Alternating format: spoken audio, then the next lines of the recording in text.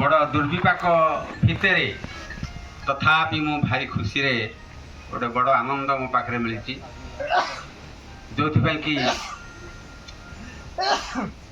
प्रथमतः आमर जो सुकांती माउसी एठी थिले 5 वर्ष थिले एठी से अवस्था रे पुणी तांकर शरीर रुग्णा हो जावा परे से यही आश्रम देहांत होती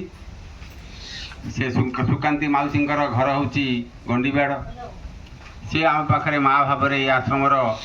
5 वर्ष बीतई आईटी शेष समाधि लगिला तेणु जाऊ से आमर पूज्य पूजा सांसद आउ स्वरर युव परिषद ये पिलामानकर जो आवेग भरा साहाय्य अकुंठित साहाय्य से मध्य ये आश्रम टी को बहुत बहुत आगू को नहीं जाइछि आउ मो भितरे थिबा जे मो परिवार मानक भितरु किछि विच्छिन्न भावना थिबा भितरे ता मध्य आज मोर पूरण होती मु किछि अनेक मोर शिष्य मानक तो निजर पुत्र भली भावे तथापि अबाज्ञा बेले बेले हो जाए थाए तेणु जाऊ सी आज मोर सान भाई जोगी विमल मुनि तांकर तो मोर से पुओ आ मोर सान भाई मध्य थिले आउ बहुत मो परिवार भितर से मोर गोटे परिवार तेणु जाऊ मोर यही गोटे डाकर आज हाँ तो मोर सौभाग्य हो पारे सी आज मो पाखे ये आश्रम पहुँची जो आश्रम को दिन थिला से माने लुह लहू देकरी शारीरिक मानसिक आर्थिक खर्च करी तुली आनुले सी आज ये आश्रम गोटे डाकर पहुँची जाइए आम विमल मुनि आउ डाकी से भी जड़े योग शिक्षक भाव में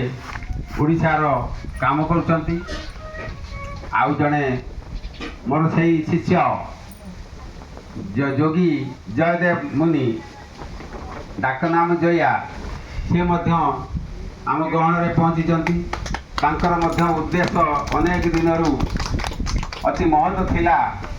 जे सुधा भाई आश्रम को आम जा से जिन पूर्ण हो आज तो अनेक जोगी मुनि बंधु मान आसवा कथा हे तो यही वर्षार जो विडंबना देखा से हे तो कमी जाइछंती तेणु वर्तमान आमर पूज्य पूजा सांसदर सेक्रेटरी ए आश्रम सहित अंगाअंगी भाव जड़ित थिबा आमर अजय कुमार दास को मु निवेदन करी से आउ सी मु अति हृदय सहित मु ग्रहण कर नहीं कि मोर अंते हे तो से माने ही ये आश्रम अभाव अनाटन देखईदेवे तेणु सी सदा सर्वदा ये अच्छा आमर सुदर्शनपुर पंचायतर प्रदीप सारे जड़े छुआ सी आम सहित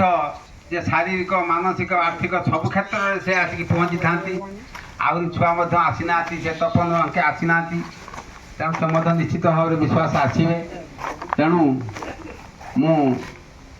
यही मानक नहीं वर्तमान आम मंच आरंभ करवा आमर मुनि रागिनी आरती देवी सी आम गहन में अच्छा तेणु आम वर्तमान आम जो सुकांती माउसी उद्देश्य आम समस्ते प्रथमे आम ओंकार करदे प्रणव मंत्रटे करवा शुभ भावना करवा तापर आम कार्यक्रम को आगेवा तेणु से अनुसूया टी